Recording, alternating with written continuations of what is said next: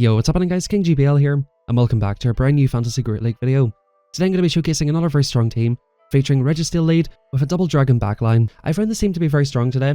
I had two 4-1 sets back to back, used this team for 2 sets, went very positive with it, and to be honest with you guys, I know a lot of you have the same sentiment about this cup. It's just kind of RPS, not really a lot of options. We have started to see some different spicy Pokemon like Skarmory come in, Steelwing Dragonite, Poison Jab Como-O, but for the most part, it's a ton of Azu leads and a ton of backlines with Registeel or some sort of a steel backline. I just got absolutely sick of seeing Azu lead with Reggie in the back, so I decided, okay, we're going to specifically RPS this team, and as you can see, we're doing a pretty good job of it first match. First game here, we have an Azu lead, and we even have both Reggie and Stunfisk in the back, which we basically just completely RPS. We've got Fire, we've got the ground covered with Flygon, Registeel does fine into the opposing steels, and of course, it just completely destroys Azu. In a lot of cases, you can get off one Zap Cannon, one Focus Blast, and even farm it down. If it's on the safe switch, or if it's in the lead, you do very, very well against it. You can basically eat 2 Hydro Pumps if you have a decent IV Reggie, or if you get the debuff, and you can look to basically RPS the backline with your 2 dragons. The reason I've not really been uploading many videos this week is because every time I've switched team, from the team that I uploaded a couple of days ago, I've just went on a negative run. Like, I've had a lot of 1-4s, 2-3s, and I end up always going back to that team. However, today that team was not really working out and we went for this one. I just kind of came up with it on the spot. Registeel lead and basically 2 counters to steal in the back, and it worked out really, really well. As you can see in this first matchup here, we completely destroy the Stunfisk. It's actually left with an Earthquake here, and the opposing Azumarill does not have Hydro Pump, so there's not really a whole lot they can do here. I just lock on the whole way down. The opponent does have a move loaded, but even if they were on Hydro Pump, I just cannot shield it right. They banked the Earthquake, and we almost took them out with the Scorching Sands, but not quite. A little bit of a note on my IVs with Flygon. If you guys have got good IVs with Flygon, it's kind of a tricky one because you're going to be losing CMP against opposing Flygons.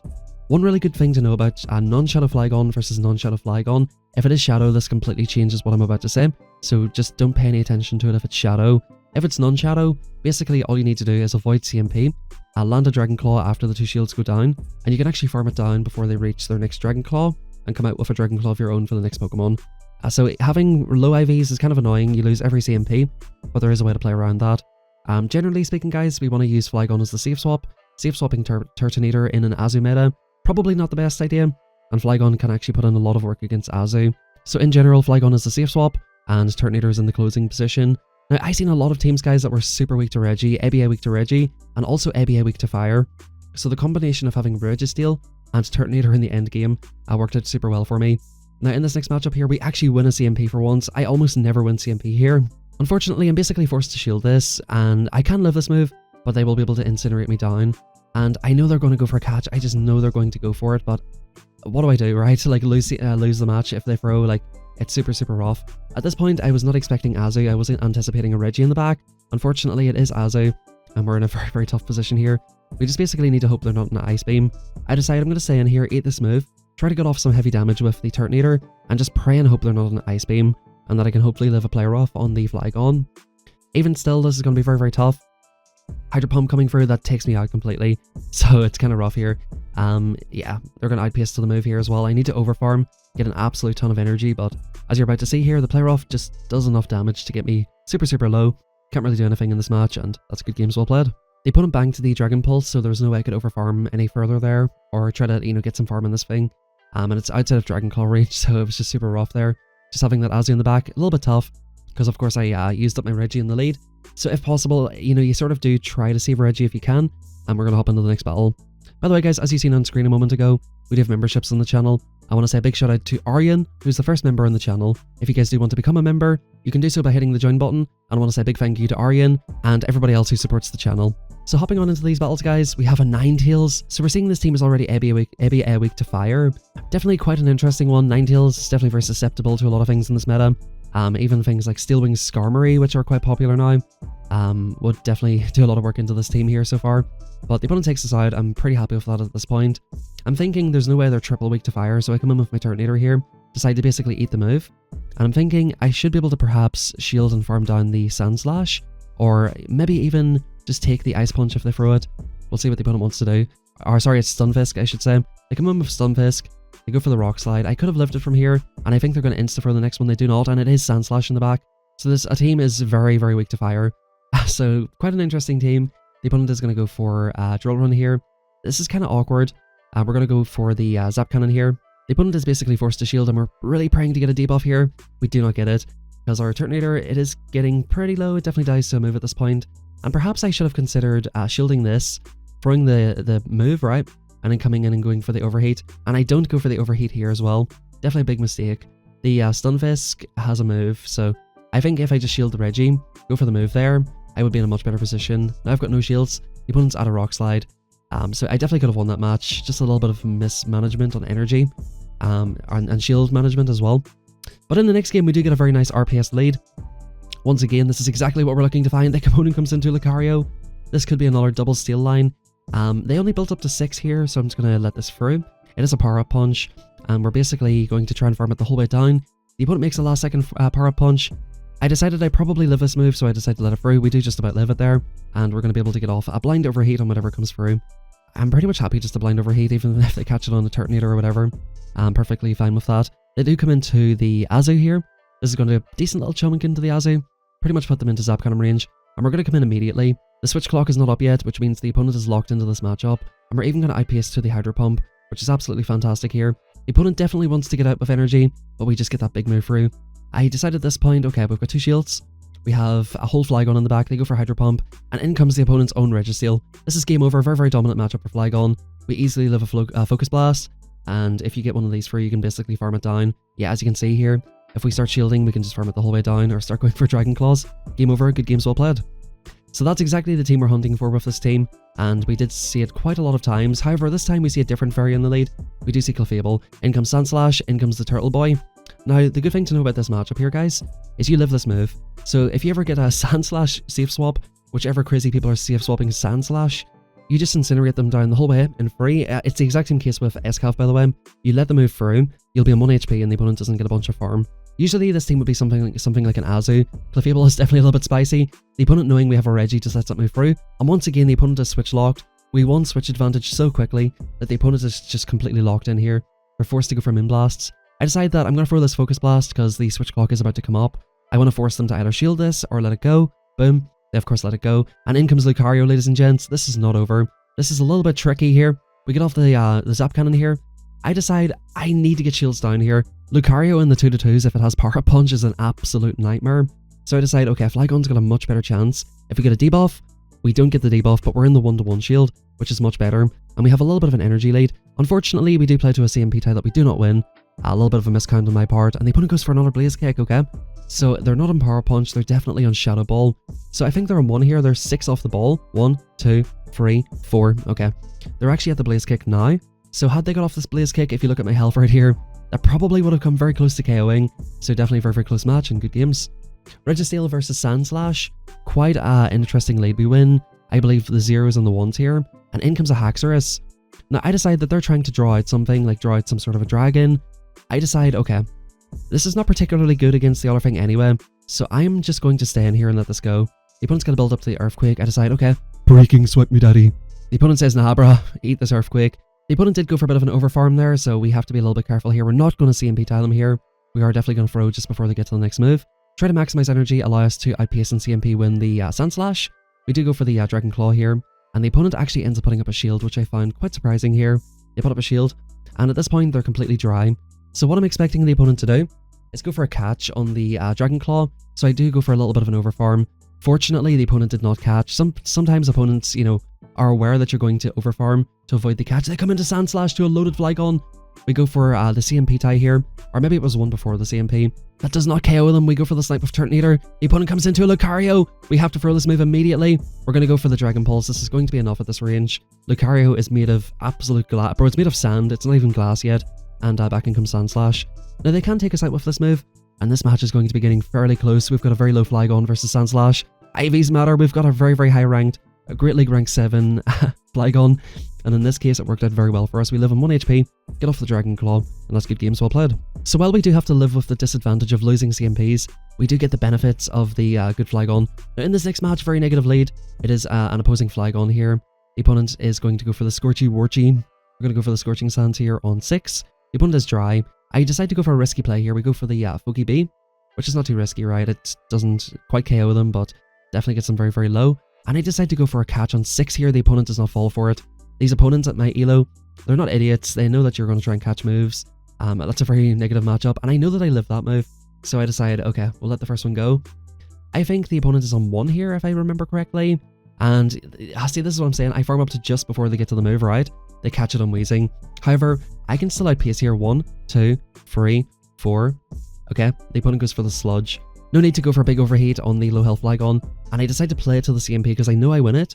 And also, if I can force their energy, this is perfect. Had the opponent not CMP'd and committed to the farm down, this is looking a little bit tricky. Now, this match is not over yet. The opponent has a Flygon with a lot of energy. I come into Registeel here, and what I decide to do is go for the catch on the overheat. This is an absolutely huge and potentially game-winning play here. The opponent still has energy. I'm thinking it's another fairy type in the back. I'm thinking it's probably Azu in the back at this point, right? The opponent goes for the Dragon Claw. I call it. We live the Dragon Claw, but we do not live the Scorching Sands. Huge call, allows us to get off the Dragon Pulse right here. Boom, gonna one-shot the Flygon, and in comes a Gabite, ladies and gents. This is going to come very, very close. Guys, keep in mind, the Weezing is not dead, folks. The Weezing is not dead. They've got a lot of health. Can we lock on this down? The opponent goes for the move. This is my only win con here, that the opponent goes for the move. Dig coming through. We farm it the whole way down. We're not at the Zap Cannon. We need the Zap Cannon. We actually get it at the last second. This was an absolutely insane match. I definitely had no right in winning this one, to be completely honest. But I played it out. I found some sort of a win con. I recognized that getting that energy could be very, very vital. And in that first set, guys, with this team, we did go 4-1. I actually had a bit of a tank today. I had a 1-4 set, 2-3, another 2-3, I think, as well. And finally, I actually recovered and went positive with this team with back-to-back 4-1s. Now, the opponent's staying in here with Tapu Fini. I do go for an unfortunate CMP time. However, it means the opponents are locked in here. They cannot swap. They cannot go for a catch. They're locked into this move. I decide to shield the first move. The opponent is staying in with a Tapu, and in comes a Sandslash, ladies and gents. So this is quite interesting here. I go straight for the Focus Blast. The opponent does not actually further move immediately, which is quite interesting. And I'm thinking the opponent's ABA weak to Reggie. I come in with Turtonator here, basically to look to sacrifice it. I'm thinking here they've got an Azu in the back, right? The opponent's staying in for another second to get an extra Shadow Claw, and in comes a Skarmory. Definitely not what I was expecting, but a team that is ABA weak to Registeel, and also ABB weak to Fire. What a stupid team. But, you know, that's this cup all over, isn't it? Lots of stupid teams here, there, and everywhere.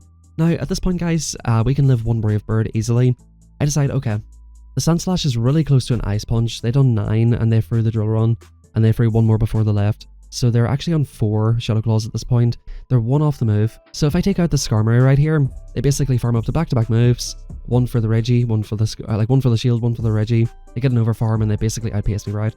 So I decide, okay, we're not gonna let that happen. They come in here, they go for the Shadow Claw. Of course, they don't have the move yet, and we look to get rid of this thing. We shield up the Sky Attacker, the potential Brave Bird, and that way, there's no risk of really losing the match. We got the Skarmory low enough to the point where the Flygon could deal with it, and we did not give the opponent a chance to overfarm on the Reggie. Sometimes when there's 2 Pokemon left, actually winning the second to last matchup is a lose con. Leaving it low for the farm down for yourself, or not allowing the opponent to get farm, is definitely sometimes your win con. Now in this matchup here, I always lose CMP. The opponent goes for a very unnecessary Zap Cannon. It doesn't allow them to live 2 Focus Blasts, so it's not really worth it. I go for the Insta Swap here, and the opponent comes into a Dragonite. Now this Dragonite's actually in Dragon Breath, which I find to be quite interesting here. And what you're actually about to find out here is it's on Dragon Claw as well. I thought it would be on Hurricane and Superpower, because this thing just has absolutely 0 coverage against Azu in an Azumarill meta. And, you know, spoiler alert, guys, I end up losing this match. This is my 1 loss in this set.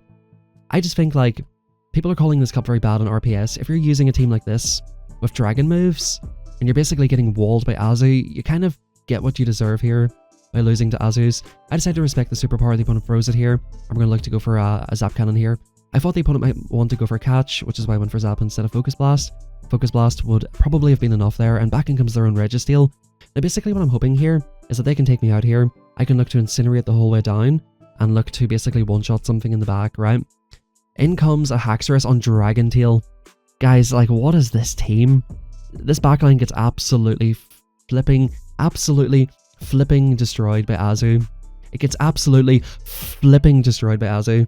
I'm like, you know what? Well done. You beat the 1 double dragon team that you found, but you lose to every Azu backline.